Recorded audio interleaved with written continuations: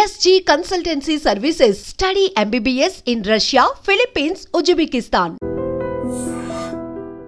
మీరు ఫర్టిలిటీ న్యాచురల్గా ప్రెగ్నెన్సీ రావడానికి ఛాన్సెస్ ఏంటి? అసలు correct what is the period for pregnancy?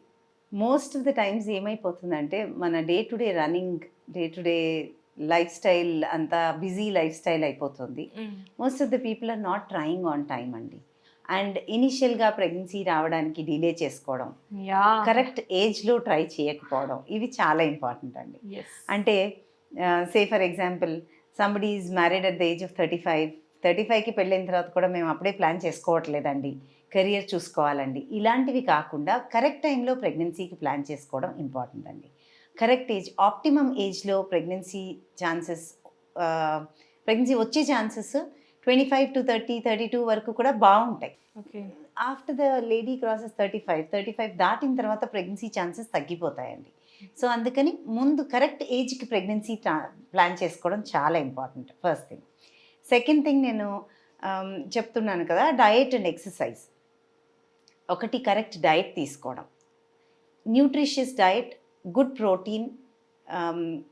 అంటే ప్రోటీన్ ఎంత ఇంపార్టెంట్, కార్బోహైడ్రేట్ అంతే ఇంపార్టెంట్, ఫ్యాట్ అంతే ఇంపార్టెంట్. అంటే కొంతమంది క్రాష్ డైటింగ్కి వెళ్ళిపోతారు, మేము వెయిట్ తగ్గాలండి, క్రాష్ డైటింగ్ ఒక 10 days డైటింగ్ చేసాం, దాని తర్వాత వీఆర్ బ్యాక్ టు నార్మల్. అది కరెక్ట్ కాదు. సో ఏంటంటే optimum health, optimum diet, carbohydrate, protein, especially carbohydrates కూడా కాంప్లెక్స్ కార్బోహైడ్రేట్స్, అంటే సింపుల్ షుగర్స్ కాకుండా, మైదా ఐటమ్స్, రిఫైన్డ్ షుగర్స్ అలాంటివి కాకుండా మన బ్రౌన్ రైస్ ప్రిఫర్ చేయగలిగితే బ్రౌన్ రైస్.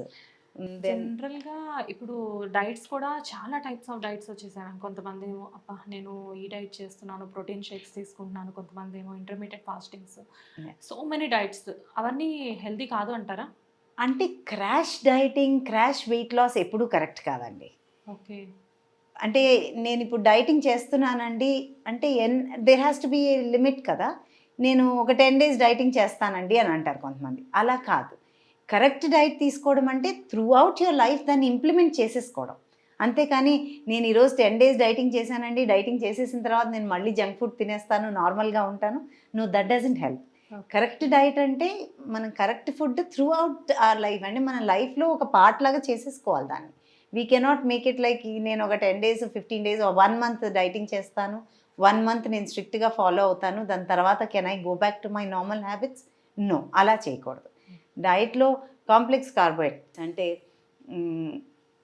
లైక్ గోధుమ పిండే ఉందనుకోండి, జల్లించకుండా టూ మచ్ ఆఫ్ అంటే ఫైబర్ తీసేసి అలా కాకుండా ఫుల్గా మీరు పట్టించుకొని గోధుమ పిండి మొత్తంతో ఆటా చేయించుకొని తీసుకోవచ్చు.